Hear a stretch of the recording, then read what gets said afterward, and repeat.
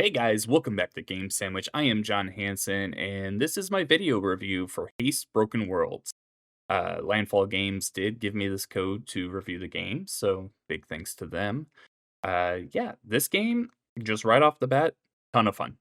I've actually known about it for, I think, a couple of years now. I've been following Landfall Games on TikTok, and they've been updating this game on there for quite a while, and just seeing the progress it had made and everything was really cool, but right from the beginning, I always thought that Haste Broken Worlds looked like a lot of fun.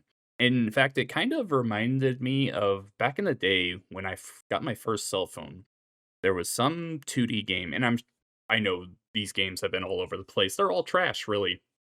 But there's like these games where you play, it's a 2D game where you play that you're riding a motorbike and you have to like control the angle of your bike as you're going up and down hills to get the best speed to get to the end. That's kind of what Haste is, but it's in a 3D world and there's ton of obstacles at you. It's insane, it's fast, it's exhilarating. I had so much fun playing this. Just running around. You can't actually jump yourself, but every hill in this game, you're going so fast that you just kind of launch off it and you soar through the air. I have a ton of fun with doing that. You also press the space bar to control your descent so you can gain speed. And once you hit that down slope on a hill, you just burst off even more. The main point of this game is just you're running through obstacles trying to get to the portal at the end. If you go too slow, you're going to get eaten up by the end of the world, essentially. So yeah, you're running through all these worlds and just trying to escape apocalypse in that one world. Outside of the main game, the main levels where you're running and stuff, there honestly isn't a ton that I thought was really worth focusing on. There are boss fights at the end of every run. This game is a roguelite kind of system where you go into these shards and then you select the kind of level that you want to take going on. There's the normal running levels, there's some really hard ones that reward you with better items if you beat them. There's a shop, there's a fireplace that you can heal up at, and then there's challenges. The challenges are pretty fun most of the time in the sense that they change things up.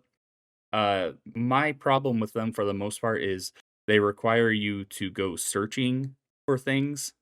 Um, like for example, I had a challenge that I was on a lava world and I had to find the portal before time was up.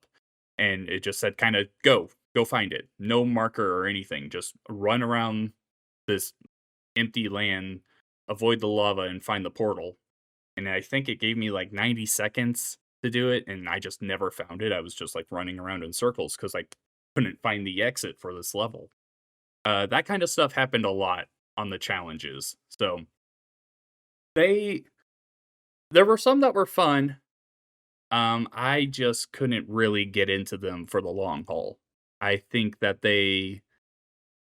I appreciate Landfall trying to put something new in there, something to mix things up, take away from any monotony. But yeah, I just yeah, I couldn't fall in love with them. Yeah, they were fine, but they were just there. And that's really how I feel with a lot of things in Case Broken Worlds outside of those main missions. Like even the story. All the characters talk in text blocks and they just give grunts and the story here it's there. Um it there's like characters that are obscure just for the sake of being obscure. Other I don't hate anyone in this game, but I don't love anyone. The story is just there. It's just people talking about, "Oh yeah, the end of the world. What could it mean?" Well, I have a theory. Well, I also have a theory. Time is acting different. I wonder why that is. And they just never really go anywhere with it outside of, "Oh, let's get to the end and find out why the world is ending." Even Zoe, the main character, like they talk about her in the past that even before these portals were popping up, she's been jumping between worlds and she never had a home. But it's kind of weird because they never show us that. They just say that it's happening. But all we know is that worlds have, or portals have always been opening up in these worlds. And then she's talking to her friends, and they're like, "Yeah, I wish that I could have stayed with you because I couldn't control my world hopping before. We could have had a life together." And it's like, if if you're just randomly jumping between worlds, how did you build a relationship with these people? I don't know. The story, again, it's not bad. It's there if you like a visual novel. That's kind of how it's delivered, and it's just kinda there. I think I would have been just fine with just giving me a menu and just saying, "Hey, select your level." But hey, this is a roguelite. I'm fine with running around the hub world just for fun. No pressure or anything. You can just go anywhere in the hub world. There are some permanent upgrades you can get. At the end of every run, you unlock, I think they're called anti-sparks. So as you run through the levels, you'll pick up sparks, which are used to buy upgrades in that run, but anti-sparks will buy you permanent upgrades, which are pretty cool. The best one of these things I did was I bought a new ability because you start out with a board that Zoe can use to kind of give her more hang time when she's flying through the air. I wasn't a big fan of that board though, and I ended up switching to a grapple hook, which was a lot more fun in my opinion. So as I was like running around and then leaping through the air, and then I send out a grapple hook and swing myself across, it kind of started feeling like a mix of like Sonic the Hedgehog and Spider-Man from the Insomniac games, where I was just speeding forward so fast, and then when I was in the air, just send out the grapple hook, do a twist, do a flip, and everything. It was a very cool experience. There are also boss fights at the end of every spark, and I really enjoy these for the most part, except for a few caveats here. So overall, there are 10 sparks in the game that you have to go through. Each 10, you have a path that you select your way and go through. At the end, you get a boss fight. The final boss in the game, the 10th spark, is different than everything else, but those first 9, you face off against the same 3 boss fights. They're just kind of tuned up in difficulty as you go on in the game. So, first you have the jumper, which you don't know where it's at, but you can see, like, the fire that it's shooting at you, and it's, like, burning the ground, and you have to avoid it. You have to run at it and hit it, and then it jumps across the map, and you have to do the same thing all over again. That one was pretty fun. My only big problem with it was it has a wave attack that I found to be kinda hard to avoid at times. Once I switched to the grapple hook, it got better because I could just swing myself over it, but yeah, if you're running at it and you don't happen to have a hill in front of you that you can use to jump over that wave as it's coming in, that was pretty annoying to me. The second boss is the convoy, which I had a lot of fun with. It's just like this giant vehicle that's moving through the desert, and you have to start at the front of it and run all the way to the back while avoiding all these lasers.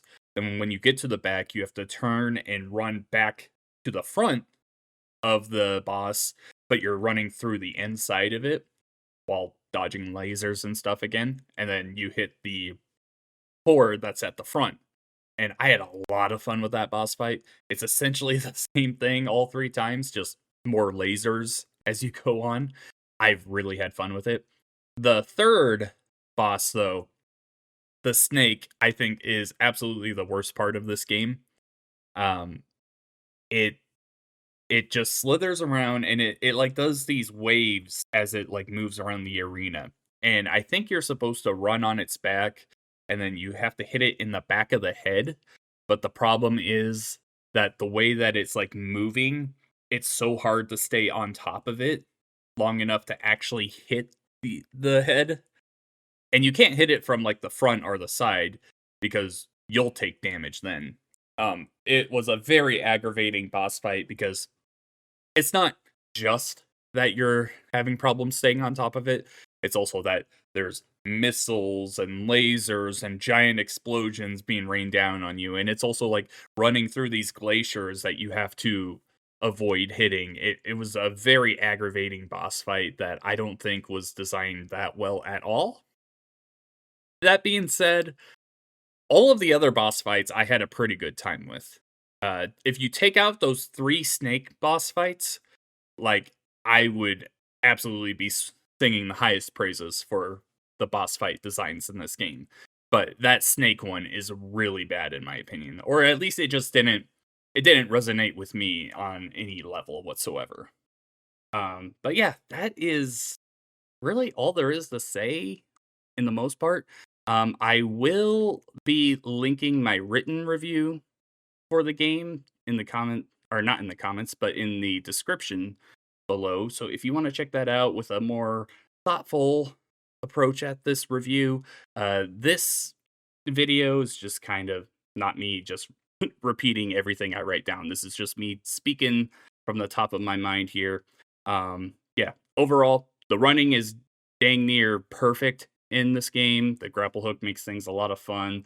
The story and all the side content is there. It's not bad, but it's nothing too special. I would definitely recommend giving it a try. On the game sandwich review policy, I am giving this an 8 out of 10, which is fantastic. I would definitely say Landfall Games has delivered with another very high quality indie game. But yep, I'm going to end this here. Thank you so much for watching. Like the video, subscribe to us, comment your impressions on the game if you've played it yet below, and we will catch you on the next one. Bye.